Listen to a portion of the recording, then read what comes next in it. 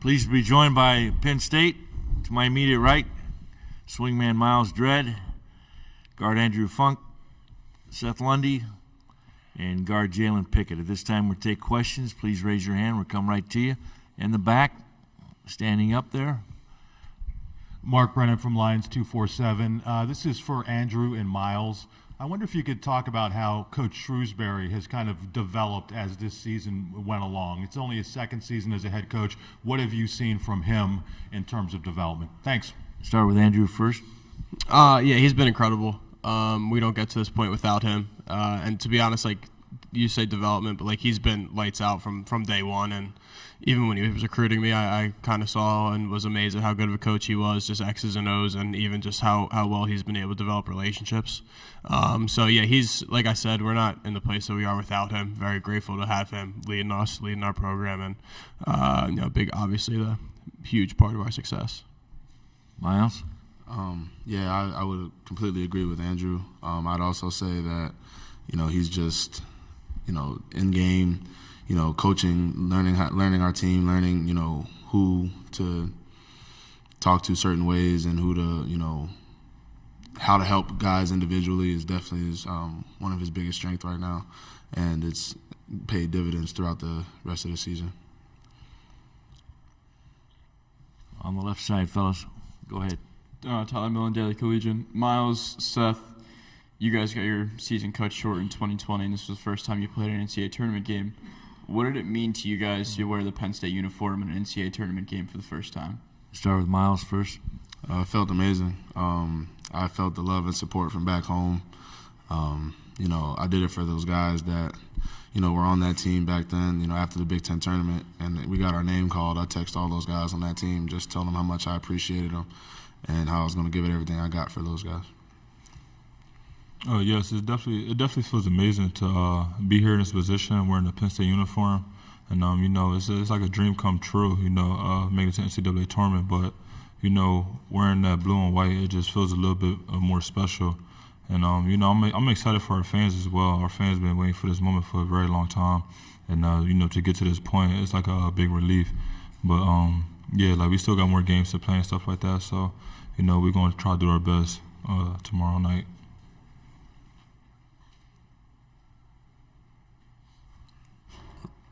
On the left side, guys, go ahead, sir.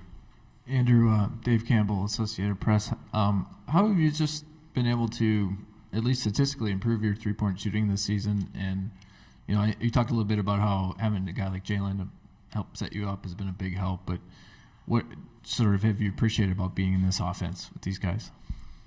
I think I kind of slid into a different role than I played my previous 4 years. Definitely much more specialized here. Obviously, I can put the ball on the floor a little bit, but predominantly catch and shoot and coming off screens and whatnot. So I think that kind of focus in on that specific area has really helped me, and was a really large focus in my off season and whatnot. And then like you said, playing with great guys, and goes back to Coach Shrewsberry too. Playing this offense just creates good shots, and when you get a bunch of really talented players that are unselfish and don't care who scores the points, good things are bound to happen for good players.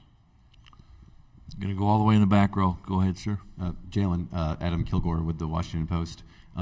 The unique way that you play offense, the way you can initiate the offense by backing down, how did you develop that? Is it a way you've always played? Is it something that just fit with the system here?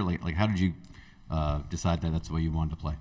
I think it's just something how I've always kind of played. I just always use that way. It kind of helps when little guards try and get underneath you. I can just turn my shoulder and, look over them and see the floor a little bit better that way. So I just kind of try and use that as my advantage. Up in the front row.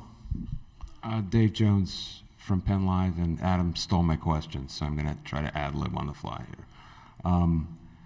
Going back to City Rocks in those days, I was talking to some people from back in Albany and back in those areas in Rochester about how that you developed that game, but it looks like an old man's game, and I'm sure you've heard that a bunch of times. Do you understand that it looks like 1971 to people like us when guys were actually afraid to straighten up and cross over on people?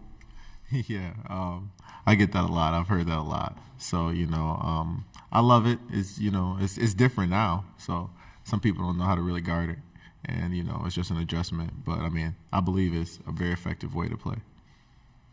Going to take a question in the back on Zoom. We have a question from Clay Madison. Clay, when you're ready. It's Andrew Clay from WTAJ. Hey guys, what was it's fine. I was talking to John Hara yesterday, and he had said, Myles, you had texted them that you guys were doing this for the 2020 team who couldn't get here. How big and important was this, not just for you guys, but for the 2020 team, the 2018, everyone else? How much responsibility did you feel as a team going into this? Myles? Yeah, like I said, I took, onus on myself to make sure that those guys felt the appreciation and got the, support that, hey, I'm going out there and, this is an extension of you guys. And, me and John talk here and there, and, he's just always telling me, just keep leading and, do the best you can. And we got here and, we're here to stay. Seth? Being a part of that team was definitely something special. Me and Myles' relationship with those guys is like no other. I believe we was a very connected team, and we're still connected to this day, honestly. And we stay in touch with those guys, and being on this journey and making it to the tournament, I feel like they're still a part of this. And Myles put me in a group chat with every single player on that team. And it was just like a big family group chat, and they was proud and happy for us and stuff like that. And we felt like they deserve to be in this moment with us. Question in the back, standing. For Jalen and Andrew, what have you been able to learn about Texas with this quick turnaround? I know you haven't had a lot of time, but what can you tell us about what you know about them so far? Thanks. Start with Jalen first and Andrew. Yeah, they're a really good team, really good. They really get to the glass, really good guards. They can shoot it. They're disciplined. And then, their bigs are really athletic. So we're going to have to do our part trying to keep them off the glass, keep our turnovers down like almost every game. But it should be a dogfight, and we're looking forward to it. Just continuing off that, their guard plays excellent. Have some really good bigs that complement them as well, get out in transition. And, obviously, I just – throughout the year, I kind of just watch college basketball, and obviously you're not watching games what if we play them, but definitely a team that I've watched throughout the year that I've been really impressed with. So we're gonna definitely have to bring our best stuff tomorrow night to give them a game and hopefully beat them. Take another call on Zoom, and then we'll come to you on the aisle. We have a question from Jeff Nieberg. Jeff, when you're ready. Andrew, I was talking to your high school coach a little earlier today, and he said when he saw that first shot go in, he kind of thought Texas A&M might be in for a long night. I know a lot of shooters kind of get in that rhythm when they see a deep one go in like that. They kind of get the feeling that they might be on tonight. Was that the case for you last night? And I'm not asking you to rank your best shooting performances, and obviously this one in the NCAA tournament's going to be up there. But have you felt that good a lot in your career, and what did that feel like? Definitely seeing that first one go in, and made me feel good for a couple of reasons. It's my first NCAA tournament game. I wouldn't call it nerves, but there's a little bit of anxiousness to go along with that. So kind of easing that up as well. And then, to do it on that stage means a lot, for me, for my team, to be able to do it for them. And, it's also I'm lucky I've played for a couple of coaches that let me take some of the shots I take. I'm happy you said you talked to my high school coach, because I know he, lived with some of the crazy shots that I used to take, and Coach Shrewsberry has kind of let me continue with that a little bit. But I hope it's paid off for them. But seeing that first one go in definitely makes me feel good, and kind of alerts my teammates that when they're gonna find me, I'm gonna be confident in knocking it down. Okay, now we'll go to the aisle. Thanks for your patience. Montredave, Daily Texan. Myles and Seth, y'all have played against Marcus Carr before when he was at Minnesota in the Big Ten. What are some of your guys' thoughts on his game and what you guys are going to have to do to make him have less of an impact on the game tomorrow? Start with Seth, then Myles. Yes. Marcus Carr is definitely a very good player. Played against him a few times my freshman year. And I believe he's a strong guard as well, and he could shoot the ball. He could score the ball pretty much every way. and you know, he tried to get his teammates involved as well. So I feel like he's a great overall point guard. But I feel like, you know, we contain him, then you know, we could do a good job with him. Go ahead, Myles. Yeah, Marcus Carr is a great player, 3-level scorer. Like Seth said, strong guard, gets to his spots well. You know, we're going to do our best to try to contain him. And, you know, I mean, great players, you know, great players make things happen. So we're just going to do our best to try to contain him. You know, on the left side. Jalen, just wondering what your first impression of Andrew was when you joined the team, when you got in the gym with him, and you know how quickly it took for you to realize this guy could shoot. Yeah, I actually played against Andrew earlier when I was at Siena, and I knew then, like, remember him from the scouting report, that he could really shoot the ball. But actually seeing him in one of the workouts, me and him were actually shooting partners in one of the drills, and we won the shooting contest. And I didn't make many shots, but Andrew made a lot of them, so I knew he can really shoot it. So I mean, I just have to define this guy like throughout the game. I see him working on his game all the time, and you know, he really puts a lot of time into his jump shot. Other questions out there? We have 5 minutes left in this session. Up in front row. Dave Jones from Penn Live. Jalen, are you aware that the Field of 68 is now marketing booty ball T-shirts? And are you going to get a part of that? I am aware of that, and hopefully we can set up something with NIL of that. It's funny. I'll take it. Anything else out there for our student athletes? Thank you very much, guys. Best of luck tomorrow. Thank you. Thank you.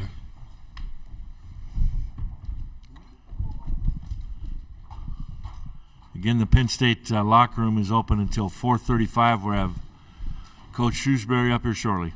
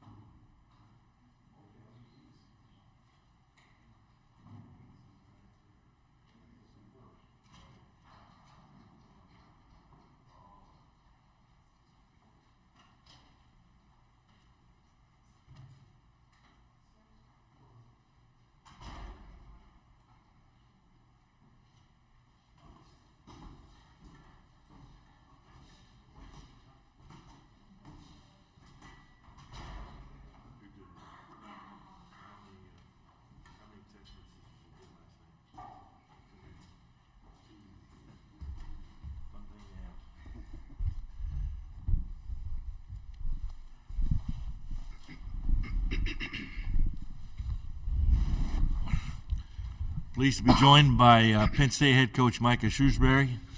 Coach, your opening statement on tomorrow night's game. We're excited to be playing again, and that's what we've been doing, just playing together and having fun, and we get a chance to play another game tomorrow. In that game, we play a really good opponent.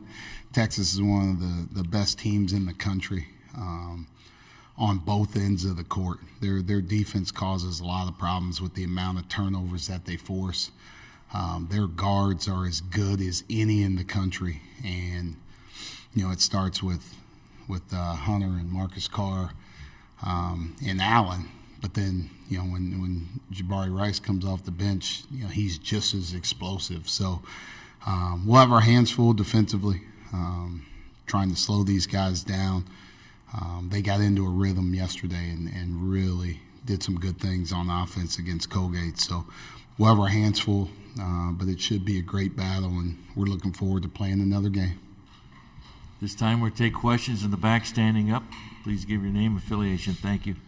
Hey, Micah, Mark Brennan of Lions 247. At Big Tens, you had multiple opportunities to play on CBS. TBS last night, CBS tomorrow. What has that sort of exposure, do you think, meant for a team that doesn't always get it? And what's it been like for you to be able to interact with the personalities who you probably, Raph and some of those people growing up, I'm sure you watched a lot of them. Thanks. They do such a great job with this tournament of, the games are on everywhere and all the channels that they're on. But, when you get a chance to play on CBS, it's easy to find, I guess. It's one of the first couple channels that you scroll by. But this is a blast, and it's cool for our guys to get this experience. It's great for our program to get this exposure, for a lot of people to see it, and hopefully we're opening up doors for potential future Nittany Lions. But also for the school, for the common student that sees us and says, "Man, that looks pretty cool. Like, I'm gonna check Penn State out, right?" Like maybe there's kids that are watching this that end up coming there or applying there or want to come there just because they see what we're doing, or they're seeing what wrestling or football or these athletic teams are doing, and it opens up their minds to what Penn State University can be. So we're proud to represent Penn State in the right way, and to be able to do it on CBS is pretty cool. I wish Jim Jackson could play for us tomorrow. We'd be really tough to deal with. Going to go in the back row, Coach, on our left. Yeah, Micah, Adam Kilgore with the Washington Post. Do you remember the first time that you watched Jalen Pickett play, and what did you think of his style then? It's such a distinct way to play. Yeah, the first time was, when I got the job, watching him on the internet, trying to pull up tape, pull up film as we were recruiting him. They played out a lot of pick and rolls early on when he was there, so his vision was what stood out as a passer. He was such a good passer, and you could see that really stood out to me first and foremost. And then the more you talked to him, you understood why he had great vision, because of his ability to see the game, his ability to think the game.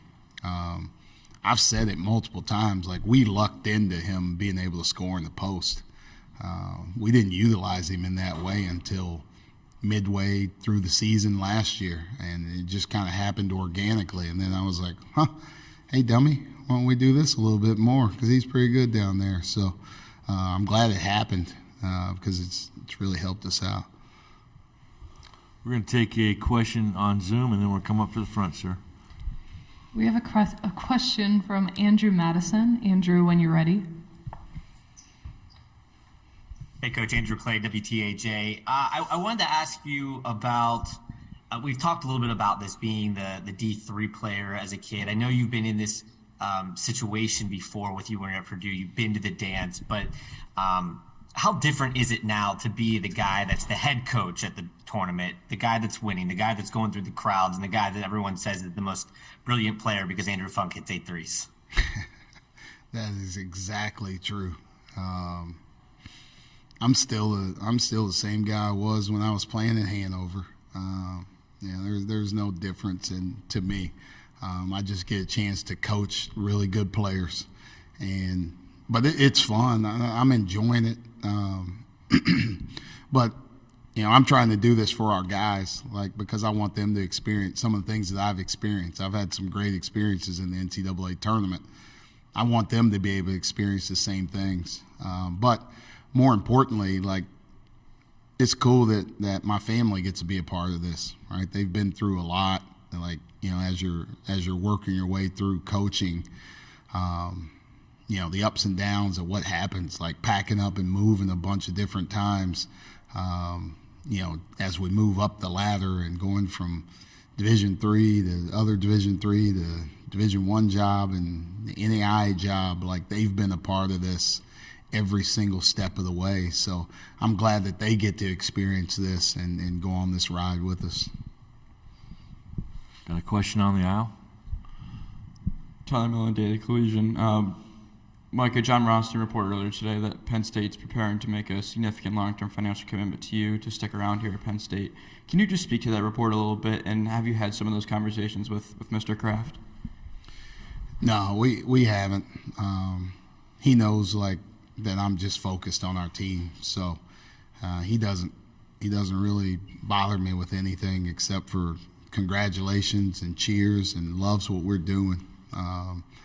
When the season ends, I have time to think about things like that. But right now, I got my hands full with Texas, and how are we going to guard Marcus Carr? I've been on the wrong side of some Marcus Carr scoring outbursts when he was at Minnesota. So once we crack that code, then we can think about other things later. We're going to take another question on Zoom. We have a question from Ron Snyder. Ron, when you're ready. Coach, obviously you guys hit a lot of threes in this past game, so how do you make sure that your defense is tight if the shots don't fall as quickly in this next game? For us, we've played through our defense recently. I think that's where a lot of our turnaround has come. We've become more of a team that has a defensive DNA, and that's helped us win. It's spurred us on. We've had games in this stretch where we haven't made shots, and we've stayed in games because we are defending. So, it's about getting good shots for us each and every time, and we'll take that shot no matter where it is. So if it's a three, it's a three. If it's a layup, it's a layup. And we just want to run good offense so they can't get into transition. I think that's the number one thing. So this group has played through our defense. I think early in the year, if we weren't making shots, then I'd be a little bit more worried about that. But I think we're pretty battle-tested right now. Going to go to the right side. Question. Hey, Coach. Toby Prime, Onward State. So Kemba was obviously a big get for you before the season started, but he struggled a little bit, kind of played a little stiff. But as of recently, he's been playing sort of his best basketball all season long in sort of this free-flowing state. When did you see things start to click for Kemba, and how important is his confidence for this team's success? Yeah, he I think you started to see the turn when we were at Nebraska, and we lost that game, but his physicality was different. And the way he went after offensive rebounds and those things, I think it took him a little bit of time to go through the league and understand what it takes to be a good player in this league, to guard good players in the league. And ever since then, he's really taken off. I think his rebounding's been great. His effort's been great. He's scoring the ball better. He's catching it and finishing. He's putting a lot of time into his game outside as well, to work on some things that weren't going well for him early on. So it's a testament to him. It's a testament to the work that he's put in. He's really helped us. He gives us another threat around the rim. And there was an old coach at Miami of Ohio. Charlie Coles was a great coach back then, and he's passed away now. But he played Kentucky once, and a reporter asked him, why his guys were struggling against Kentucky, and he just said, like, have you ever been face to face with a bear, right? Like, you're going to be scared of a bear. I think Keba had a little bit of that early on, but then he got better. He recognized what he needed to do, and now he's starting to become one of those. Go ahead on the aisle again. Montredave, Daily Texan. Texas has used two bigs down low to gain an offensive rebounding and rebounding advantage, including yesterday against Colgate. What are y'all going to have to do to prevent them from getting an edge on the boards? Yeah, it's been a fight for us all year, just playing small and being the smaller team. It takes all of us to rebound, right? Texas A&M sent 4 guys to the glass like every single possession. And, it was a battle each and every time the shot went up. We got to do the same thing, right? We got great practice. They got a lot of offensive rebounds, but they didn't capitalize on them as well. We got to do the same thing. And, like, what you did or what we did yesterday has no bearing on what's going to happen tomorrow. So you have to do it every single time. You got to turn, you got to box out every single possession, you got to do your best. And then we need some guys that don't have to box out because their man's not coming. They need to come in and help us. They need to clean up some of those rebounds. So we need to have some of our guards have a high rebounding game for tomorrow to kind of X that advantage that they have off. I'm going to go to the back row there. On the left side, Coach. Thank you. So trying to dig in a little bit more into Jalen's play style. Like you mentioned, it took you a while to sort of start using him in the post. But even then, usually those post plays don't begin with the guard dribbling the ball from 20 feet away. So how did you develop?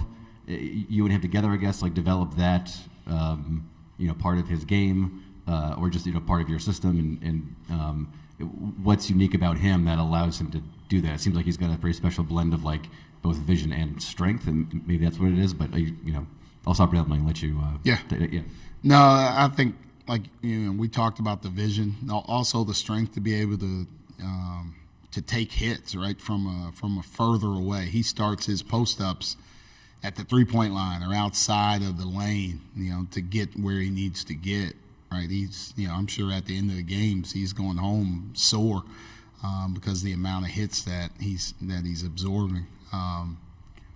For us it's also about finding who we want to guard him, right, and also looking at how people are playing different things. So we spend a lot of the time going into the game trying to figure out who we want to guard him. And how do we get to that?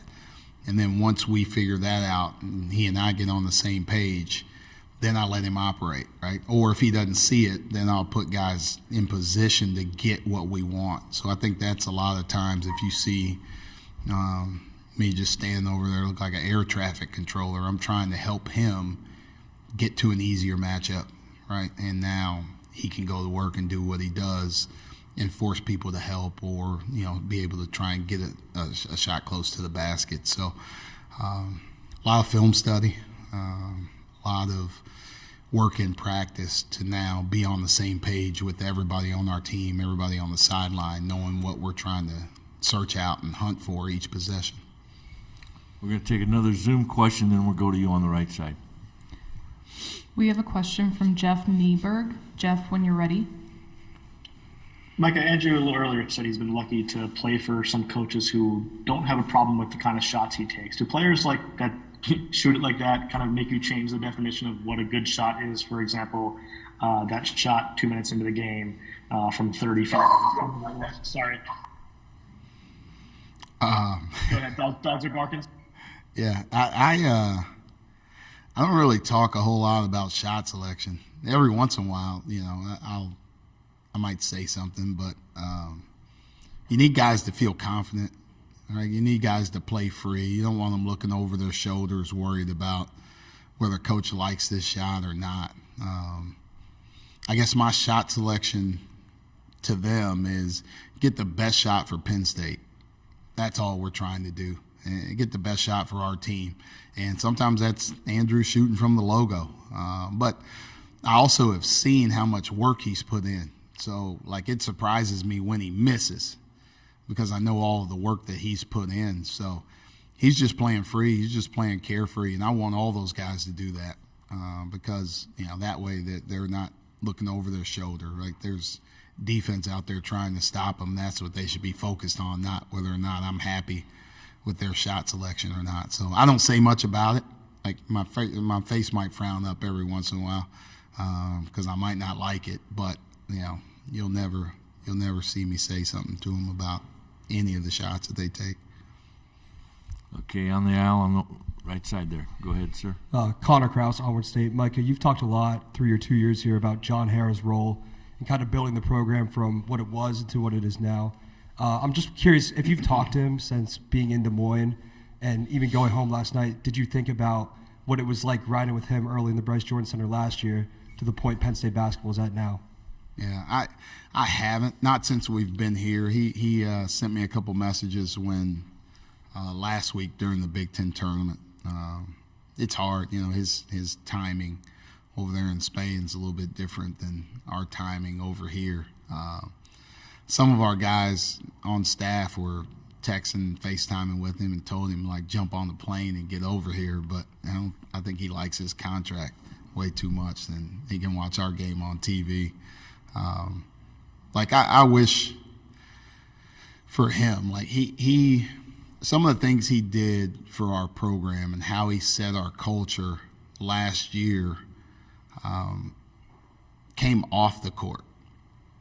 Just, he wasn't a big talker, but he spoke up when he needed to. He was a worker that everybody saw how much he worked, and then they kind of took to that themselves. So John lifted after every game. He was in the weight room. And, Keba's never played with John. But yet, when I go back through after my press conference to go back up to my office, Keba now lifts after every single game. There's guys in the practice gym getting shots up after every single game if they didn't play. Like, all of those, like, I contribute that to John and what he did here and how he led here.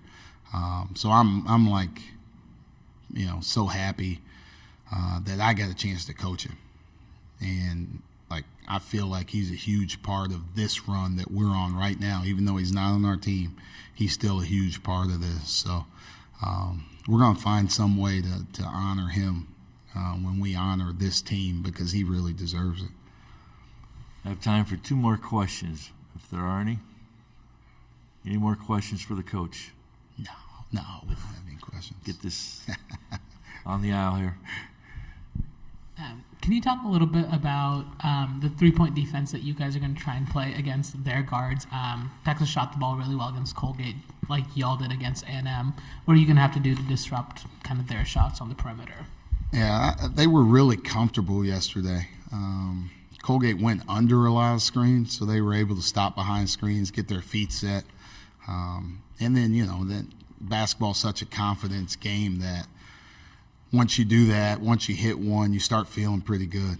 And but every game's different. But they shot the ball well in here, so they should come in feeling like we can do it again. So, you got to break their rhythm early. You got to be able to not give them anything to give them confidence early, right? Can't foul them, can't give them a layup in transition. Now they see the ball go through the net. Now the first 3 they take, they're already feeling good. So those are things that we have to do. Our defense has to be on point. It starts in transition. It starts on getting them off the glass and not getting kick-out threes. And then we just need to be disciplined. We can't give them those same looks that they got yesterday. Looks like that's it, Coach. Best of luck tomorrow. Thank you. Thank you.